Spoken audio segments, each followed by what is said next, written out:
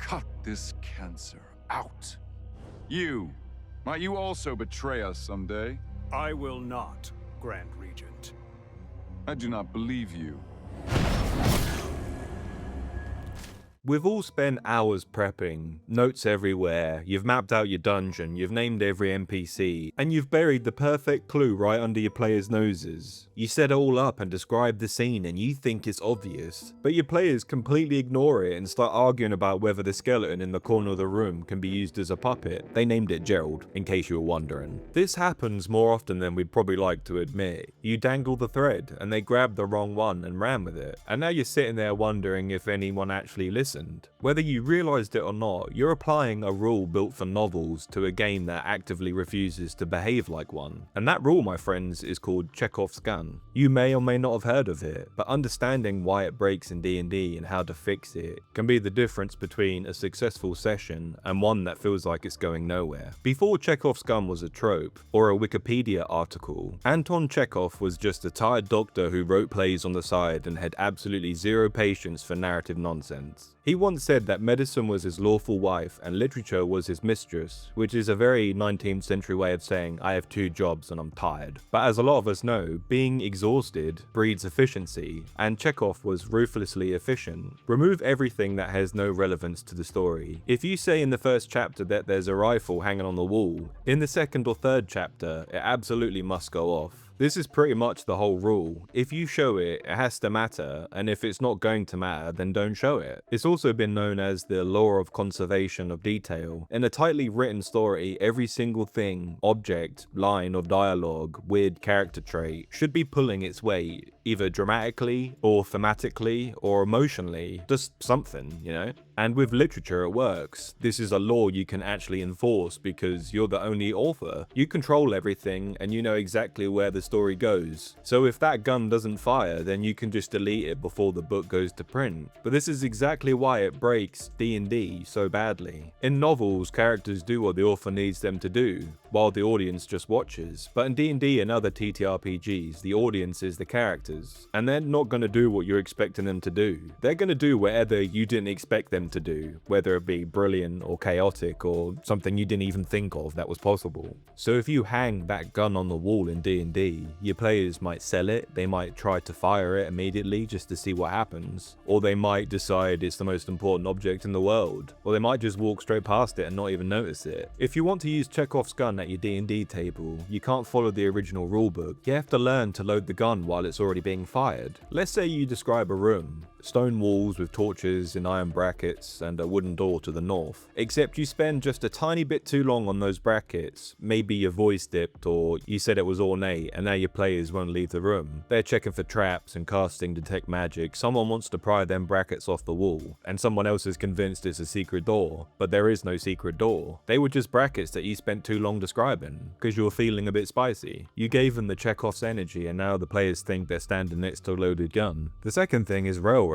If you take Chekhov's gun to a logical extreme, you start forcing every detail to matter. Every NPC has a plot purpose and every room has a clue. You're making every conversation into a puzzle piece. It makes your players stop feeling like they're on an adventure and more like rats in a maze. It makes everything feel engineered and sterile like someone else's story, and they're just watching to see what happens next. Some things at your table should exist purely because they make the world feel real. The blacksmith who just complains about his back, or the tavern cat with one eye, or a weird smell in the harbour district. They're not guns, they're not supposed to fire, they're just textured to a living world. Let's differentiate these two. Scene setting is when you describe the scent of fresh flowers in a florist shop, it's meant to be atmosphere and immersion. And Chekhov's gun is when you describe the smell of ammonia in the same florist shop, because that means something that's unusual, like a clue, or you're promising there's going to be some mystery behind it, you know? The skill is basically about not hanging more guns, but knowing which details are wallpaper and which ones are weapons.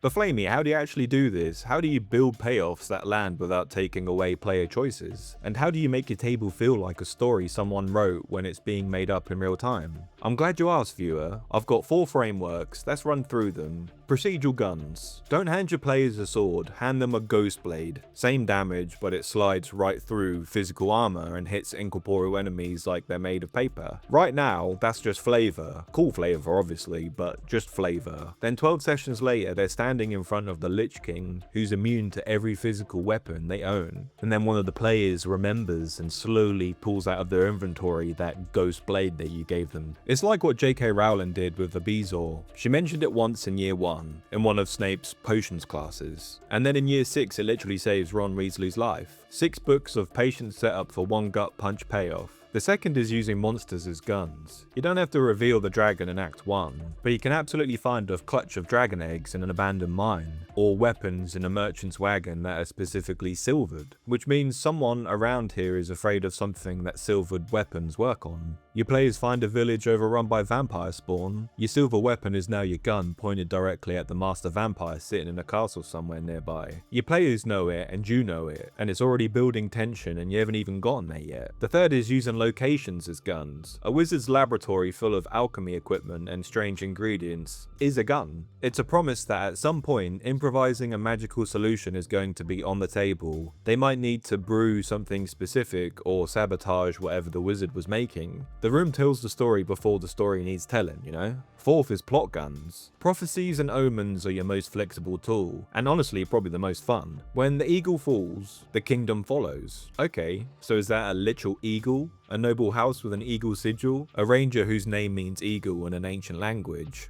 A griffin, or a warrior with an eagle on his shield? You don't know yet, and you don't need to. The gun is loaded, you'll figure out where it points when the players get there. And one last thing, because this is crucial. For any conclusions you want your players to reach, plant at least 3 clues, not just one. They'll miss the first one, they'll ignore the second, and they'll completely misinterpret the third. But they'll get there. Redundancy isn't lazy writing, but it's one of the only ways to avoid the bottleneck that grinds your sessions to a halt, while everyone stares at the ceiling trying to remember the thing the merchant said 3 weeks ago. And probably my hot take on this is the most powerful narrative tool available to a DM isn't Chekhov's gun, it's Schrödinger's gun. In a novel, the world is fixed and everything is already determined by the author who knows how it ends before page 1 is even written. But in a TTRPG, the world doesn't fully exist until the players touch it. The dungeon to the north is neither complete or empty, it's potential. It's a cat in a box. So what happens when your players decide to go south? The dungeon goes south too. This is what the best GMs do. They'll never fully admit it, but improvisation masquerading as planning. You had a dungeon prepared, your players went in a different direction, so you quietly, sneakily move that dungeon, you adjust your map and make it work. And your players don't know anything. They think they found it and that you planned it here all along, but you didn't. But it fires just the same. And a really fun version is if your players start theorizing, they start seeing patterns that you never intended, and they decided that the random tavern owner you named on the fly, Dave, is definitely a spy. A double agent, he's got shifty eyes. He doesn't. Dave is just a guy who runs a tavern, but your players are convinced. So you write it down, you make Dave a spy, and 6 sessions later, Dave betrays them in the most dramatic way possible. And your players absolutely lose their minds on how perfectly you set it up. But you didn't set it up, they did, but it doesn't matter because the gun's fired. This is the modified Chekhov's gun, and it's the real secret of great GMs. You don't just hang guns on the wall, you let your players hang the guns and then you make sure they go off.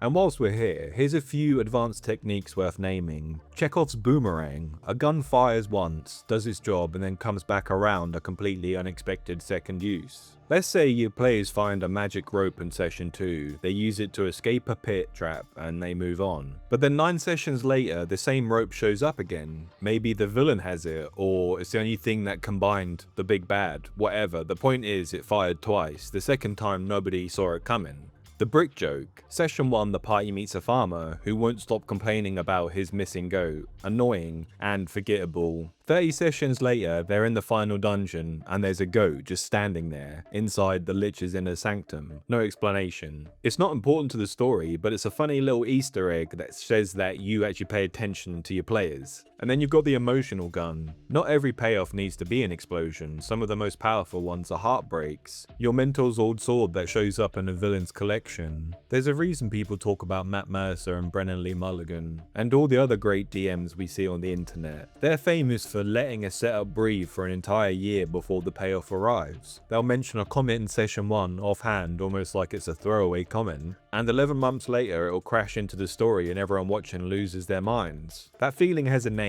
It's narrative inevitability. The sense that it couldn't have happened any other way, even though it absolutely could have.